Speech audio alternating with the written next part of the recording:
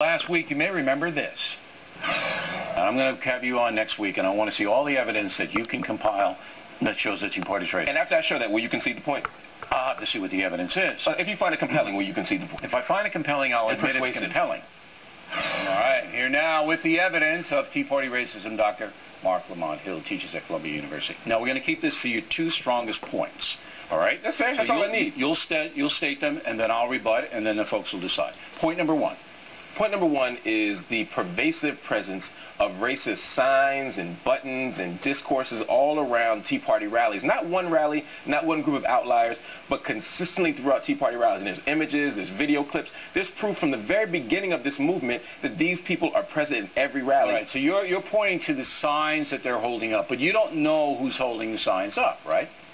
If this were an incident where, for example, at an anti-war rally, you may see some offensive sign about George Bush 4 years ago, you know, as an outlier. But if every single Tea Party rally, there are many people, and I've gone to a lot of these rallies, there are many people there holding these signs, and the Tea Party itself does very little to stop or discourage that, that says that they're either racist themselves or they're benefiting from the presence of racism, which is the same thing. Look, I don't know who's holding the signs. Certainly could be people, you know, dirty tricks people who want to make the Tea Party. That's certainly not impossible. You mean like plants? Because you dismissed the idea of plants with me last week. Well, it was, and then you said I had no evidence. Subsequently, we investigated Velma, and she wasn't a plant. She was a normal person. Well, my point is, so you were wrong last week, just so okay, your point is that there are signs here, but the Tea Party has condemned the signs. The leaders have condemned them. When you go to Tea Party rallies and you continue to see dozens of these signs, what does it mean to condemn a sign but allow them to be held up? Well, what do you mean allowed them? What are they supposed to go through the crowd and pull them out? I have seen very little, first of all, I've seen very little condemnation on your first point. I've seen very little condemnation. I've heard a few Tea Party representatives say, you know, we don't really like those signs. But when you consistently see signs of Obama looking like a monkey, using offensive language, using dirty language like the N-word, when you see this type of stuff consistently, the Tea Party's benefiting from that. I disagree with you in two ways. Number one, I don't think the signs are pervasive, and I don't know who's putting the signs up. And the Tea Party leadership has been fairly consistent. Roll the tape. We've all seen the signs. There have been signs that compare Barack Obama to a monkey. There have been signs that have had the N-word on them. When you see those signs, how do you feel? They're offensive. They don't belong there, but there will always be fringe elements. The folks that are leading these major organizations who are making a difference by getting the vote out, getting people elected, clearly have stated unequivocally that there is no room for this kind of derogatory speech. Indeed, no room for racism. Okay, so there you go. You say not enough. I disagree. I mean, you have one of the four black Tea Party members say that I could run in 10 of those clips. So they are on the record as condemning. But that doesn't make them. But they're not. Bill, if they're at every rally, they're not fringe. Look, if you want to go to the NAACP, you can find the same kind of radical element there. All right, let's. But that's untrue. That's just factually untrue. No, it is. If you go to NAACP rallies, you do not consistently see signs of the nature that those are. It's just simply not true. But we don't know again who is putting those signs out there. Okay, let's get to the University of Washington.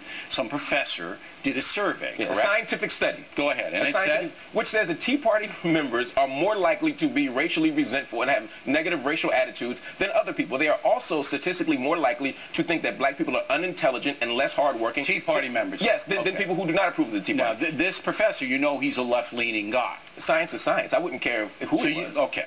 Now, whether he's a conservative, a liberal, it doesn't matter. You say it's science. Now, here is from realclearpolitics.com, the analysis of that professor's scientific study. All right?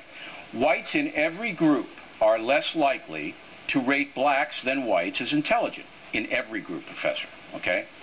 By similar margins. 14% for Tea Party supporters, 45 versus 59. 13% for all whites, 49 versus 62. 10 points for Tea Party opponents, 59 versus 69. For trustworthy, the gap is smaller in the Tea Party group, 41 to 49, than in the regular group. So, what you're saying is, whites who don't support the Tea Party come in with worse numbers on honesty and trustworthiness and intelligence. That's what the survey said. That's actually not what the survey says. Yes, it did. If you look at whites who strongly approve of the Tea Party, they are most likely to find blacks less hardworking and less trustworthy. I'm going to direct the viewers to Real Clear Politics. Well, no, why don't we direct them to the actual study? Because the study... Why don't we direct him to the actual study? You're directing to an interpretation of the study, which is wrong. As a social scientist, I'm telling you that your interpretation is absolutely wrong. The numbers are the numbers. Yes, and the numbers say that there's a strong correlation between strongly approving of the Tea Party Then I'll do this. Is this fair and balanced? Read the Washington study, the University of Washington guy. Okay, no, I want the viewers to. Please do. And then read the Real Clear Politics analysis of it. Okay? That works. If it turns out that what I'm saying is true, and it is, will you then concede that? No, because the study, according to Real Clear and our analysis, is that the Tea Party members are more liberal toward African Americans on the basis of trustworthiness and honesty than the general white population. Let's deal with the first point. The first point was that they're more likely to be racially resentful. Do you agree with that interpretation of the study? No. Based on what? Based on the Real Clear analysis. On resentful attitudes toward blacks and Latinos? Which is based on whether they get a fair shake or not. Look, no, based on whether or not the government is giving them too many benefits. You believe what you believe, but I think you came in with a preconceived notion, and so... No, I came in as a trained social scientist reading a study. And it gave us 2 examples. I rebutted. Yes, with fallacious information. No, it's not fallacious. Real Clear is very clear about how they get it.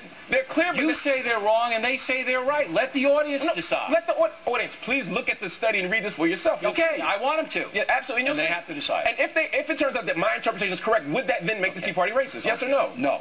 Because, well, then you're saying I can't win. You're saying even if they agree with my interpretation of the study, you're still right. Because the study itself is subjective, not objective. It is not subjective. It absolutely is. Based on what? Based it's on a scientific poll. It's not a scientific poll. It absolutely is. And if it were wildly subjective, then why appeal to Real Clear Politics? You're saying the study Because they tore it apart. So essentially what you're saying is the study is only correct when they agree with you. No. I'm not Real Clear. Real Clear... No, you're not Real Clear. You're real unclear. I'm not Real Clear Politics. It's a totally different deal with no ideology. No, Okay, I got to stop you. Let the audience see, and they can decide. That's the fair thing to do. That is fair and balanced. Playing more ahead as the Factor moves along this evening. The Factor catches up with Faiz Khan, the 9/11 truther, who may be tied to the Ground Zero mosque.